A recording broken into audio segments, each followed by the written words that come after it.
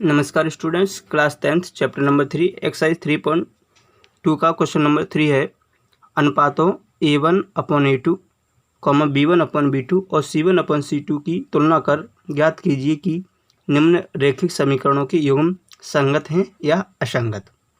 तो मैंने आपको बताया था कि जो युग्म संगत या असंगत कब आते हैं, तो उसकी दो कंडीशन दे रखी थी, केवल एक हल है या अपरिमित रूप से अनेक हल हैं तो समीकरण युग्म होगा संगत।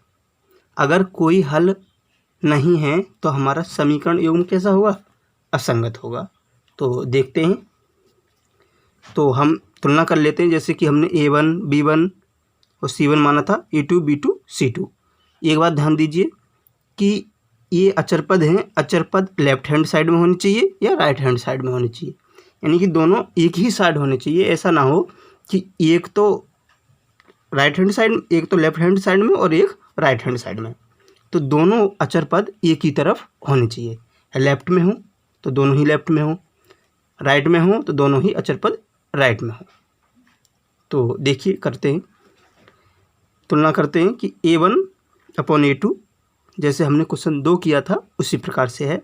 तो A1 का मान बताइए यहाँ पर कितना है? 3। तो A1/A2, A1 का मान 3 और A2 का मान कितना दे रखा है? 2। तो 3/2 आ गया। इसी प्रकार B1/B2, B1/B2, B1 का मान कितना दे रखा है? 2 और B2 का मान कितना दे रखा है? -3। अब देखिए C1/C2, C1/C2, तो C1 का मान 5, C2 का मान 7। तो आप देख रहे हैं कि यहाँ पर 3/2 है और यहाँ पर -2/3 है।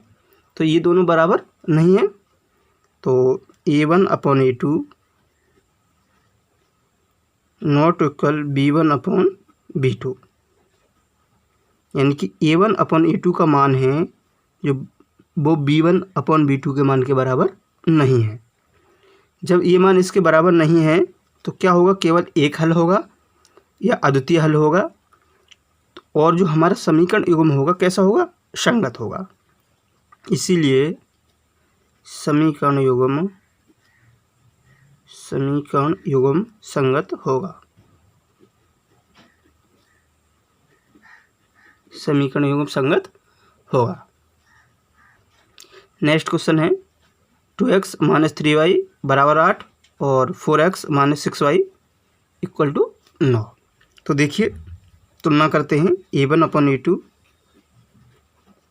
यहाँ पर A1 का मान कितना है? 2 और A2 का मान कितना है? 4। तो ये 1/2 आ गया।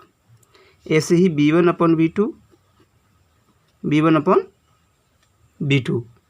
तो B1 का मान कितना है? -3 और B2 का मान कितना है? -6। तो माइनस से माइनस कट गया, 1/2।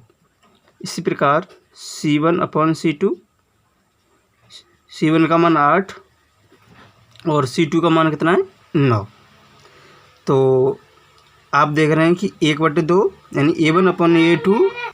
तो आप देख रहे हैं A1/A2 का मान 1/2 है और B1/B2 का मान 1/2 है, लेकिन C1/C2 का मान क्या है? 8/9 है।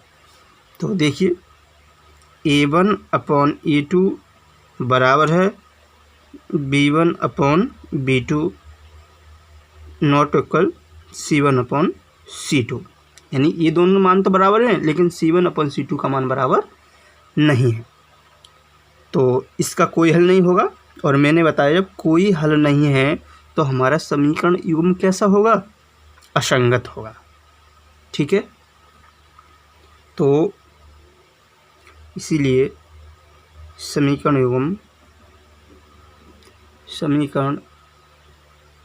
युग्म असंगत होगा। इसीलिए समीकरण युग्म होगा वो कैसा होगा? असंगत होगा। अब देखिए नेक्स्ट क्वेश्चन देखिए 3/2x plus 5/3y equal to 7 है। 9x माइनस के 10y इक्वल टू 14। तो इसमें देखिए कंपेयर करते हैं A1/A2। यहाँ पे A1 का मान कितना है 3/2। A2 का मान कितना है 9। ठीक है, तो 3 से काट देता हूँ, 3 3 9 और 3 दूनी 6, तो ये आ गया 1/6। अब देखिए, अब B1/B2 B1 का मान 5/3 और B2 का मान कितना दे रखा है -10, तो -10 लिख लिया। काट देते हैं तो 5 दूनी 10, तो ये आ जाएगा, ये माइनस के हैं तो -1/6। अब इसी प्रकार देखिए, ये 1/6 है और माइनस का 1/6 है, तो ये दोनों मान बराबर नहीं है, तो हमें तीसरे मान के निकालने की कोई आवश्यकता नहीं है। तो हम लिख सकते हैं A1/A2 नॉट इक्वल B1/B2। हमें प्लस माइनस चिन्ह का विशेष ध्यान रखना है कि 1/6 तो है, यहाँ पर प्लस का 1/6 है और यहाँ पर माइनस का 1/6 है। तो ये नहीं है कि 1/6 यहाँ पर भी है, 1/6 यहाँ पर भी है, तो ये बराबर होगा नहीं, क्योंकि यहाँ पर माइनस का है और यहाँ पर प्लस का है। तो हमें प्लस और माइनस का विशेष ध्यान रखना है। तो देखिए, जब A1/A2 बराबर नहीं है B1/B2 के, तो केवल एक हल होगा या एक अद्वितीय हल होगा।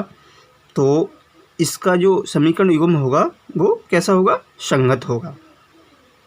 तो इसीलिए समीकरण युग्म संगत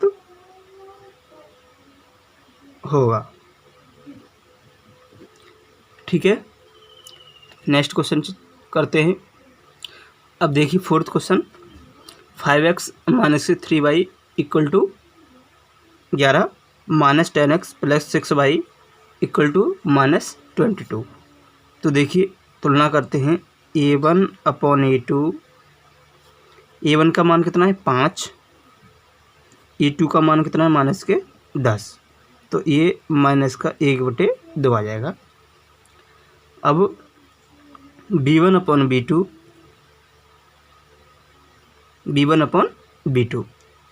तो B1 का मान -3 और B2 का मान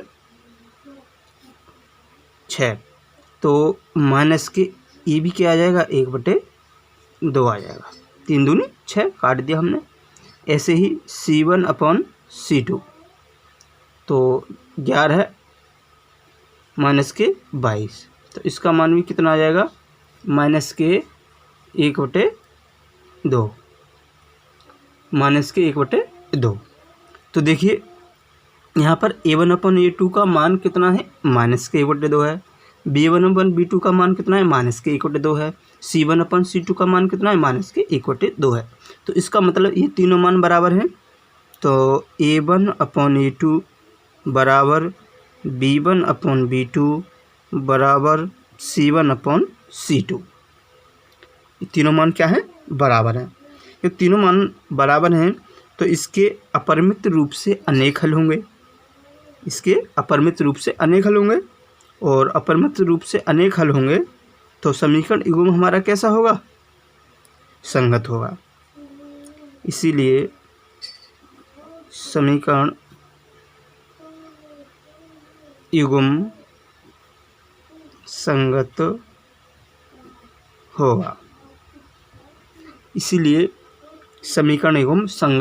होगा। तो ध्यान दीजिए कि हमें सिर्फ ये ध्यान रखना है कि अगर कोई हल नहीं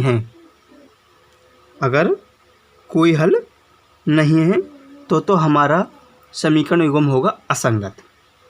ठीक है, अगर एक हल है या अनेक हल हैं तो हमारा समीकरण युग्म होगा संगत। तो इसमें 2 ही कंडीशन को ध्यान रखना है।